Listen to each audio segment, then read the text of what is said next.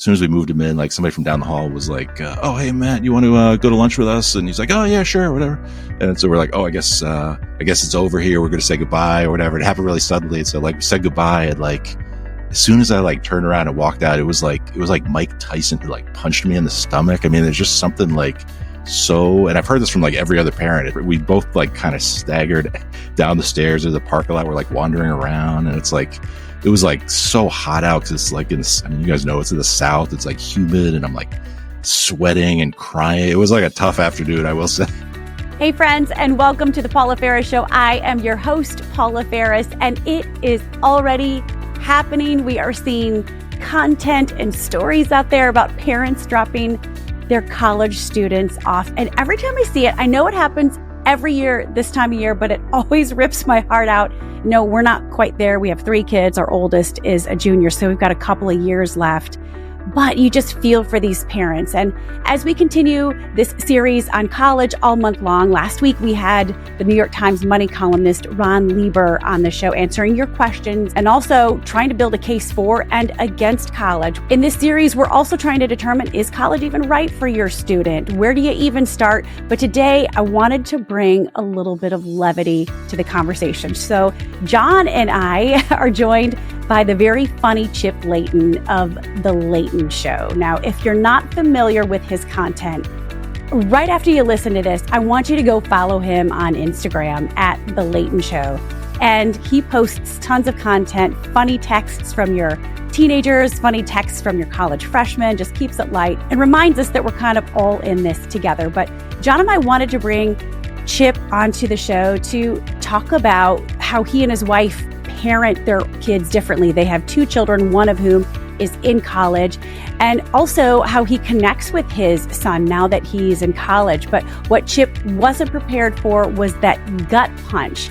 He said he felt like he got punched in the stomach by Mike Tyson when he dropped his son off at college for the very first time. And a reminder to stick around till after the conversation. I'll tell you my takeaways or my pinpoint, if you will. But without further ado, bring in a little bit of levity to the conversation. Here's Chip Leighton of The Leighton Show. I'm super excited. Chip Leighton from The Leighton Show. Your reels and take on college freshmen and teenagers have given me so much life. And I need you to bring some levity to the situation about college students and teenagers. So we are so excited to have you on the show. Oh, awesome. Well, thank you for having me. And yeah, you gotta laugh about it. There's a lot of good humor in the college application and the whole journey. So hopefully I can bring some of that. You had a chance to introduce yourself to my husband, John. You guys are fast friends. Yep, absolutely. Are you a golf fan, Chip? Because you can see he's got some golf posters behind him. Yeah, I'm not a big golfer. If I'm going somewhere for like 5 hours, I'm going to go fishing. But okay, there you go. It's a different type of serenity that you can just get away, but still equally frustrating when you can't catch anything out there. Yeah, exactly. We live on a lake, and our boys haven't been able to really catch anything besides catfish, and so they're already frustrated with it. I'm like, you got to give it some time. So yeah. I love. Well, those are fish, so they're still fish, right? Right. They're bottom feeders. I'm not picky. They're bottom feeders. Yeah. So Chip, when I was telling John, my husband, that you were going to be a guest, he was super curious about your background. Like, how did you get to this point? And I was reading on your bio, you said you're a Maine husband and dad, a Maine by like Portland, Maine. That's where you live. Yep. A Maine husband and dad, happily married for over 20 years, has 2 amazing kids, not your typical Instagram and TikTok celebrity, a veteran of the corporate world, and has grown his platform organically. Wonderful bio, by the way. Oh, thanks. But okay, so how did this all happen? Because you worked in corporate America for a really long time in marketing and corporate strategy, right? Yeah, exactly. No, it all kind of happened sort of by accident, I guess. I mean, I worked in the corporate world for 20 plus years. And I think it was early 21, during the pandemic. Like my daughter and I actually started to use TikTok just because we thought it was a fun platform and it was just, mostly positive and people just laughing and doing stuff. And I think there's something unique about those platforms because like somebody with absolutely no following can, create content that if it's good enough, it'll go to thousands or even millions of people. Right. And there's never been a channel like that before. And I was like, man, maybe I could make something funny that a few thousand people would see. And it didn't start well. I mean, after 6 months, I had like 17 followers, and I was not creating strong content. I won't get into the details of it, but it was like, I was going for like weird instead of like relatable. And I was actually about to delete my account. And, my sister-in-law was like July 4th. She's like, oh, you haven't posted anything in a while. I was like, oh, I know.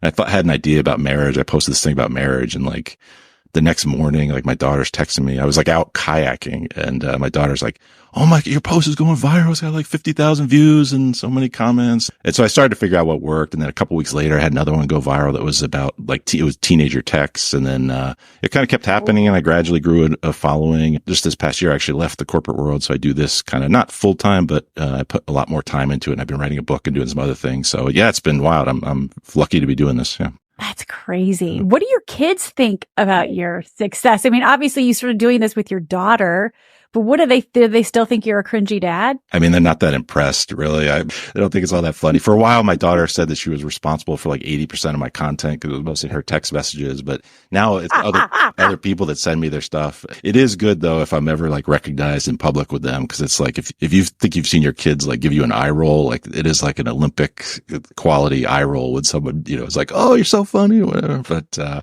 so it's it's pretty good. My wife's got a great sense of humor, but she's not that impressed with me either. So. Have you always had this like observational comedy gene inside of you? Was that in you as a kid or in the corporate world?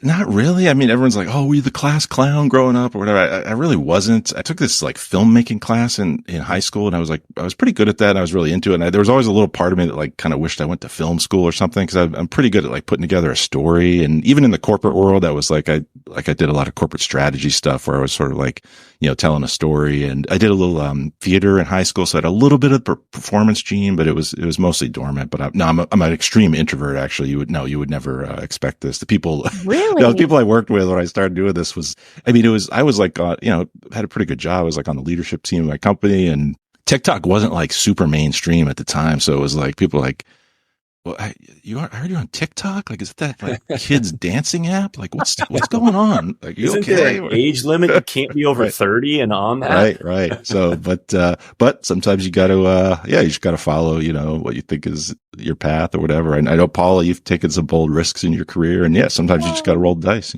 You just do. I mean, I think we're called to different things in different seasons. I don't take myself too seriously. It doesn't sound like you do either, but it's still scary as hell too. Like when I left TV news, in 2020. And who knows, I may get back in TV news one day, but we're living in a real small town in South Carolina and loving our life here. And John is working in commercial real estate at his incredible firm, Marcus and Millichap. Little plug for you right there, hon. Thanks, babe. It's still scary. I mean, for you to walk away from what sounds like a pretty cushy corporate gig into like this new space where nobody gives you any credit at home either. Your kids are like, right. It's scary. Yeah. I'm a little lucky because it's happening like late enough in my career that like, it's not like I'm in my 20s and it's like, oh, am I going to be successful at this? Or what? Like I was like almost to the point where I could almost retire really. So it's like, I don't need this to be like a huge successful thing, but if it generates some modest income for a few years, this kind of next chapter in my life, great. And so cool. So it's been fun. I love it. So what do your kids say about using the content? I know like John, I don't know if I told you this, Caroline, our oldest Chip, has gone on to Instagram and deleted some of the photos on my Instagram account that I have posted. She's like, oh, Mom, how are your kids about that? Like, do you have to get permission to post everything, or are they kind of cool with it? I actually never post like images of them online. So they've never, other than like, there's a couple early videos you can sort of see my daughter's hands. Like I did like a cooking video or whatever. but no, I actually never show my kids, in a post. And I rarely actually share text messages now because it's mostly what people send me. But, I've never gotten any like huge feedback about that, but yeah. I just laugh so much. The texts from your college freshmen are hilarious. The texts, things I've apologized to my wife for, but the text from your college freshmen and the text from teenagers, I mean, it's so relatable, Chip, the content, and some of the things that come out of their mouth, I'm like, am I really doing this bad of a job of raising you? Like, you have to go to the store to find pasta water. Like, do you not know if a 9x13 pan is the same as a 13x9 pan? Like, it's so funny to see some of the comments on your reels because people are like, why can't you raise better children? And I'm like, teenagers just have like the frontal lobe's not closed. So don't fault us for any of this, right? What I'm trying to do is like celebrate teen humor. And I wouldn't sweat it if your kid doesn't know how to address an envelope or, do laundry or whatever. Cause it's like, they can learn that stuff easily. And if they ask you dumb questions later and feel comfortable, doing that, then that's great. I would focus more before kids go to college on like the stuff they can't learn from YouTube or Google or whatever, which is about, being, the type of person they are, being a good person. And like, they can, the practical stuff will happen on its own, or they'll ask you later. And I wouldn't beat yourself up about not teaching them that stuff. I'm not sure my son ever did laundry in the house. He probably did, but he might not have ever done laundry in the house before he left. But now he does all his laundry, and I don't even think he's asked us a single question about it. It's like that stuff is easy. So Chip, in your opinion, like, are kids getting dumber today than they were in the past? Or is it just that the things that we did when we were growing up, it wasn't recorded on the cloud or on a video, or there was no record of what we actually did? Well, that's a good question. I don't know that I could really answer that. I would assume equally dumb, because I mean, that's the thing. Like, whenever my wife's like, oh my God, reacting to something our kids did, I'm like, I remember what I was like when I was a teenager. Like, I was an idiot. I was exactly the same way. I was horribly embarrassed by my parents, and it just takes time, especially I think it takes longer time for boys typically. But I mean, when I went to college, like, it was like there was like one shared phone down the hall in my dorm, and I'd have to go like once a week and maybe call my parents. But now you're much more connected with them, and they can text you and you can text them, which is great. And you get some interesting, content out of it. So yeah, that's funny, John. We do need to see some scientific proof. I'm just so glad we didn't have any sort of social media platforms when we were in college and high school, because we did some stupid stuff and incriminating things too. Right. Especially John. John was, Yeah, I've got a few things that I'm very, very glad never hit the world of social media. Yeah. Yeah. Can you imagine having a video camera in everybody's pocket in college? It would have been pretty bad. Would have been bad. Definitely would have been. So bad. Chip, you and your wife your son is home for the summer. Yep. And he is going into his junior year, and then you have a daughter going into a junior year in high school. Yep. What's it like having a college student home for the summer? Because you posted something really funny, like, the duffel bags are on the ground waiting for you to do their laundry. There's no utensils. The milk jug is empty and still in the fridge. Like, but what's it actually like for you having your college student home for the summer? Yeah. Well, just to clarify, the duffels are on the ground because they haven't been unpacked for several weeks. So I think they did get unpacked recently, but that happens with our high school student too. Like, after a trip, like the bags are just like there it's like like some kind of a standoff or whatever, waiting to see if one of us like buckles and just does it for them.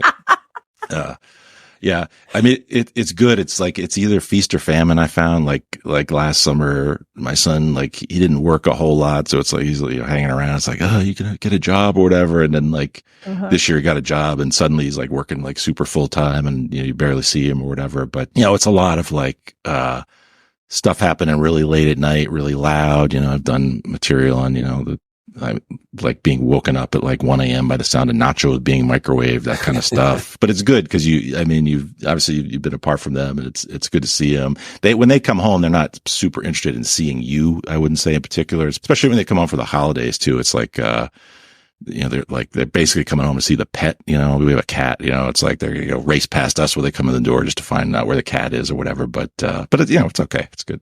So Chip, what have you learned now that you have a child in college and then one in high school? Like, are you parenting the high school child a little bit differently because of what you've learned? I know with our 16, 14, and 12, we're learning things from our oldest daughter. Wait, we don't have a 12-year-old. We have a 10-year-old. Yes. From our 16, 14, and 10-year-old. Are you parenting your younger child a little bit differently now that you know more about the experience with your college kid? Yeah, I would say no, just because I parent each kid totally differently because they're different kids, right? The best advice I ever heard was like at a baby shower before our first kid, and they were like, there's no one right way to raise a child. There's only a right way to raise your child, right? And because they all need something different, and my kids are very different in terms of their personalities. And so it really hasn't. I mean, I think, there's some practical stuff around just the college application process and all that kind of stuff that you know better kind of as we get into it soon for the second round. But I don't think so, actually. I see so many of my friends getting ready to send maybe they're going to be an empty nester sending their kid off to college. But this was your first child that you sent off to college. What was that like for you emotionally? How'd you guys get through it, and what was it like? Yeah, it's funny because a lot of people said they're like, oh, when you drop them off, like bring a lot of tissues, like it's gonna be a struggle. My husband and I had to like pull off the side of the road afterwards because we just couldn't keep it together. And I was like, all right, well, we'll see how it goes. Cause he was like ready to go and we were kind of ready for him to go. It just felt like a natural time and we were good. And so he's in Virginia and took him down and it was fine going through the whole thing. And then like we were supposed to like have like lunch together at this camp. We moved him in. We were going to have lunch at this big campus lunch and then say goodbye after that. And then like, as soon as we moved him in, like somebody from down the hall was like, oh, hey, Matt, you want to go to lunch with us? And he's like, oh, yeah, sure, whatever. And so we're like, oh, I guess it's over here. We're going to say goodbye or whatever. It happened really suddenly. And so like we said goodbye. And like, as soon as I like turned around and walked out, it was like Mike Tyson who like punched me in the stomach. I mean, there's just something like so, and I've heard this from like every other parent. It's like, it's just this, we both like kind of staggered down the stairs of the parking lot. We're like wandering around and it's like so hot out. Cause it's like you guys know it's in the South. It's like humid and I'm like sweating and crying. It was like a tough afternoon, I will say. And actually, the funny thing is they had this like orientation for the parents that afternoon for like multiple hours in this like big arena. And that night I got a message from somebody on Instagram who was like a follower of mine. And she's like, hey, were you at this orientation? Cause like I saw you, like, she sent a picture of me like from across the stadium. And I'm like, I look so horrible. I'm like sweating and everybody else in the picture is like laughing at something. And I look like miserable. So it's that first day can be kind of rough, but after that, it was really smooth. And it's great to see him kind of explore new stuff and just get a little more distance and independence from you. So. Yeah, that's awesome. Not every parent, Chip, is going to have the opportunity to become like a social media influencer, but social media is such a big part of our kids' life. What advice would you give to parents on how they can connect with their kids via social media or just kind of better understand all these different platforms and relate to them a little bit better? Yeah, that's a good question. You'd think I would like be more knowledgeable about social media at this point, but I'm still not very good at it actually. But I guess I don't really connect with my kids on social media too much. It's more texting really. And like I said, that's a great way to stay connected with them. I think just kind of knowing what they're doing and, you know, like every kid's different and like each of my kids' media habits are very different. I think at some point, you got to just let go, though. I mean, you don't know what your kids are doing in college. You just got to trust that you did what you needed to do. Paula, did you hear that? I think he said you might have to let go at some time. La la. Yeah. Well, yeah. No, my wife and I have a lot of conversations about that because I'm like, you're not going to be like tracking his location when he's in college, right? Like this. Yes, I am. Are you kidding me? What if they get in an accident? Right, well, I need to know these things. Yeah. As somebody once told me, there's a point at which you're not going to want to be tracking them anymore, looking at their phone because there's stuff you're not going to want to see. And that's true, I think. So John kind of diverted, and I want to go back to the emotion and the gut punch and the sweat and the tears and that drop off day. How have you been able to stay connected to your child? And how do you know those boundaries? My daughter jokes all the time, I'm going to be moving on campus with her. And I tell her, I'm like, don't leave me with your brothers and your dad, please. Like, go someplace close. And will have a hard time letting go for sure. I'm going to cry just thinking about it. How have you been able to stay connected with your college student? And not just when they're in college, but like, how do you maintain a healthy relationship when they're home for the summer too? Yeah, I mean, it's, we do try to, I mean, just practically speaking, we try to do like a FaceTime kind of thing, you know, on a regular basis, just so we can kind of see him. Cause he gets busy down there too, especially around finals or other times. And there's texting. He and my wife are more frequent texters than he and I are. But that is just to be able to know, like, they're there and, you know, to get a brief message from them is pretty good. And then brief message. Some of them are pretty brief. Yeah. Yeah. I've gotten like multiple messages from people who are like, yeah, my kid, told me, they're surprised at how little they miss me. It's like, I guess that's good. Right. Or like, is it normal not to miss your parents? I guess so. I don't know. But and then you get a whole thing when they're home for the summer. It's like, my wife will want to start like tracking more, knowing where he is all the time. Like, you don't know where he is the rest of the year. Like, what's the difference here? You know, 20 years old. Like, but, so I don't know. You work through all that stuff. The gut punch thing, it's kind of temporary. Like, you know, I don't know. I just have found like, if it feels like it's the right time for them to be more independent, then it's good, you know, so. But your wife and you are processing it. Sounds like your wife and you are processing it a little differently. Like John and I are going to process it. Oh, for sure. 100%. Yeah.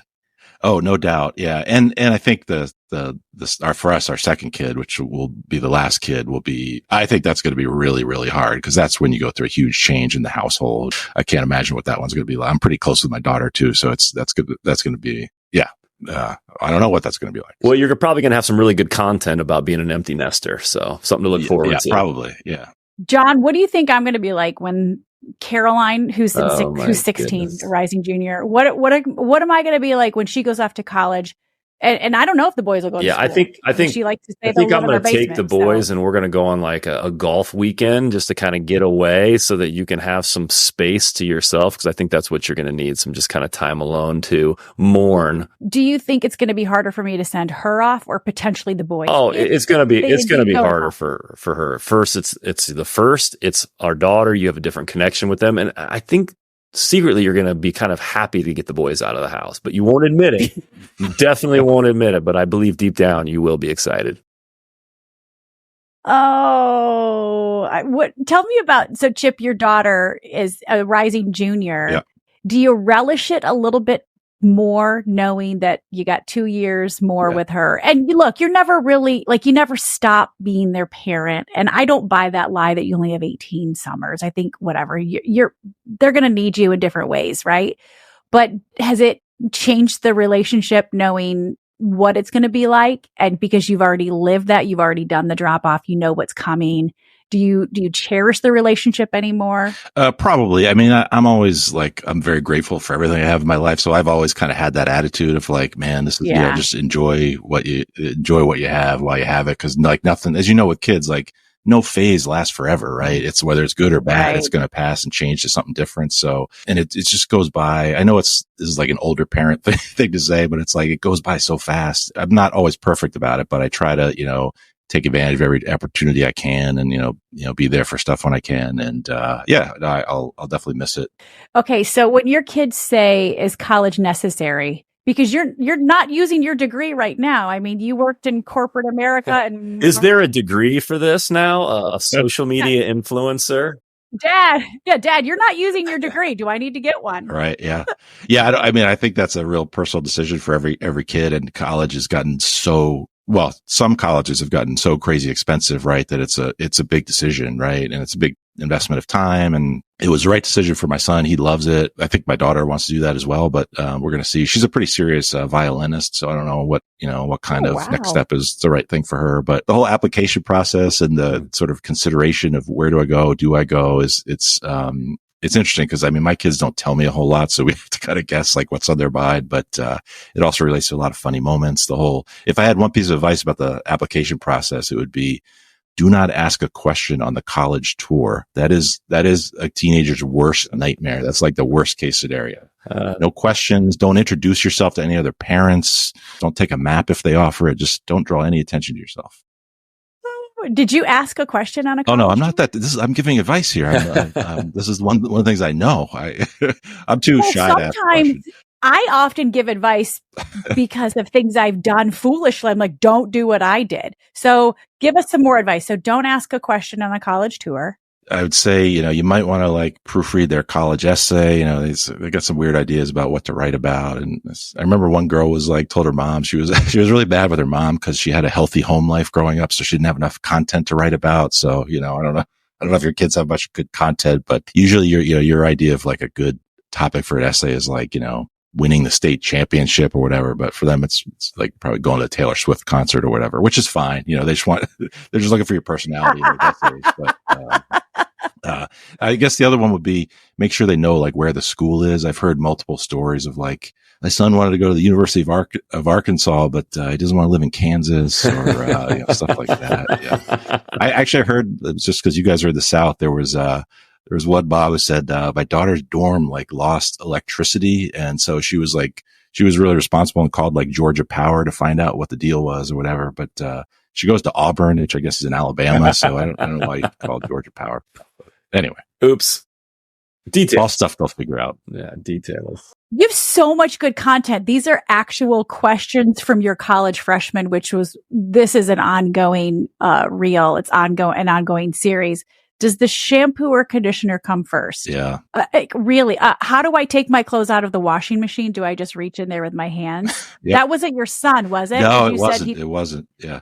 The big three areas that kids don't really understand are laundry, the mail, like addressing an envelope, and then like filling out forms for the first time. So there's it's a lot of boys ask their mom like, "Hey, what's my maiden name?"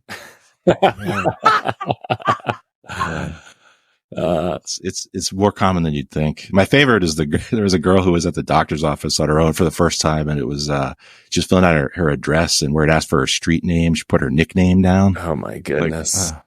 I don't think that's what they wanted. Street name. Yeah. Everybody has a street name. Yeah.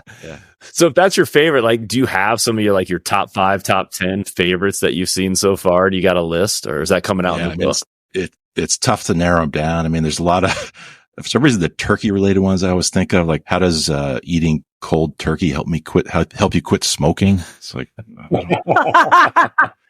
another kid asked if you can get lung cancer from eating smoked turkey. Oh goodness. Wow. So I don't know what it is about turkey. There's some good questions about grandparents too. There's the one recently was, did grandma have children? Like, wow. I think we explained this whole family thing very well. Yeah. God love them. Yeah. A couple of my favorites. Can I use a Christmas stamp to mail something in July? Oh, wow. Yeah. I mean, is a 13 by 9 pan the same as a 9 by 13? Well, now, of course, because of social media is what it is. Like, there were with that 13 by 9 one, there are a bunch of people that are like, well, if it's got a handle on it, then those sides would be the 13. It's like, I think we're overthinking this one.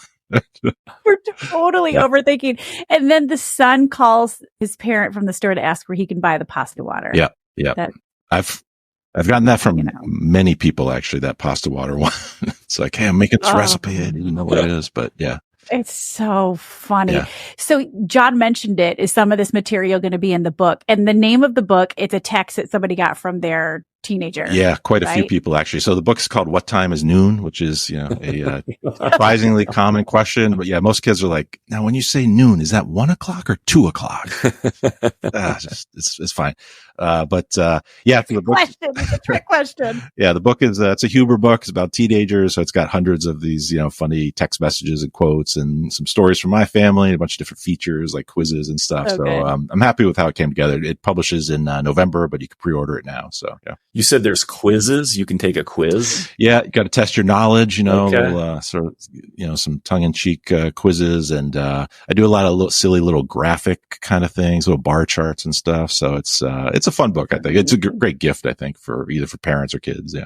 Yeah. Wait. Are the quizzes for the parents or are they for the children? Yeah, mainly for the parents. They're sort of quizzes about teenagers, or some of them are sort of like ranking your teenager for where they fit on the spectrum of how messy they are or whatever, stuff like that. So we've got a kid that fits on the spectrum, all right. That's for sure. Okay, we definitely do. Oh my gosh, John, here's some things that we shouldn't do with our teenagers. So we have 2 teens and a 10-year-old.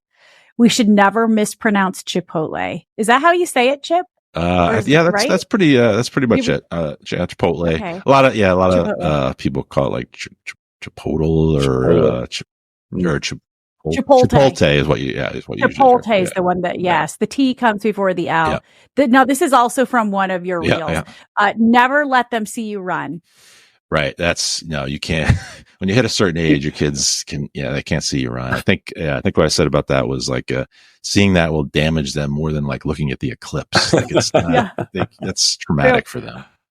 So Chip, I have a funny story. Our 14-year-old, he's in 8th grade. He's a rising 9th grader, plays golf, which is, I'm just going to say it's like the worst spectator sport ever. Like I am not a good golf mom. I don't know if you have a swimmer in the family. And you're posted about track, whip, track and field, volleyball, all of that. But golf is a tough sport to spectate and to support. So anyway, I went to one of his matches. It's called, right, John? A match if it's 9 holes. It's a tournament if it's 18, but who? Oh. Yeah. Okay, it was a tournament then. And I was trying to catch up with them because you never know where they are. You get to the golf course and you're like, I don't know what hole they're on, but I knew where I was supposed to go, but I had to cross the fairway right? To get there. Yeah. And so I didn't want to get hit by a ball. So I'm running full speed across the fairway, like with my hands sheltering my head just in case, because they weren't teeing off yet. And then I hide behind a tree, okay, because I don't want to get hit with the ball. And after my son tees off, he meets up with me. He's like, Mom, that was you? He's like, I saw some crazy lady running on the fairway. And then I go, oh, that's my mom. He is so embarrassed by me. So there you go. Don't let your children see you run. Yeah. Don't say their name in public. No. A lot of them think that I've got a lot of messages that kids think their parents are mispronouncing their name, or they hate the way their parents pronounce their name. It's like, can we pronounce their street name? Can we pronounce their street name, but just not their name? Right. Okay. Right. You'd never check the fast food bag before driving away. I always do this because if they shortchanged me on my French fries, I want to know there. Yeah, no, I'm with you there. We went one time on a long road trip. They didn't give me my nuggets, and it was like a long drive to the next stop. But yeah, anything that draws attention to yourself is a general rule of thumb. Like just don't draw attention to yourself. So, asking for a receipt, that kind of stuff. Yeah, just don't embarrass them. But hey, we were all teenagers once. Granted, we were teenagers in the 1900s. Right. Totally different time. Yeah. So, Chip, this has been incredible. Again, the book's coming out in November. Again, the title of the book is called What Time is Noon? You've been amazing. I needed this because there's been some really heavy conversations about college, yay or nay, all of that, like heavy conversations that you got to figure out your future and all of that. So this has been incredible levity. John, anything you want to tell Chip before we say sayonara? No, thanks, Chip, for just creating some good content and bringing some just levity to things that everybody is going through as a parent of some teenage or college kid. Yeah, no, thanks for having me. I think the key is just to laugh about it, because it's all, you got to find the humor in life. And I appreciate what both of you are doing to, help, help support families and bring something positive into the world. So yeah, thank you. And you're also giving all of those college grads out there some hope. If they don't want to use their degree, they can still be successful. That's right. Yeah. I mean, look at that right there. You're an inspiration. Yeah, you can still be an influencer. Have fun fishing or whatever you're doing in Maine. Okay. And we're going to go catch some catfish off of our dock. Awesome. Good luck. Chip, you were exactly what we needed. A little bit of levity and comedy to continue this series on college, because it can get a little heavy and overwhelming. I'll just be honest. We're starting that process, and when do you start, right? So we have no idea what we're doing, my husband and I. So it's good to just laugh a little bit and not take ourselves so seriously. Chip has a book that's coming out this fall, which he mentioned in the conversation. It's called What Time is Noon. If you're watching on YouTube, I'm holding it up right now.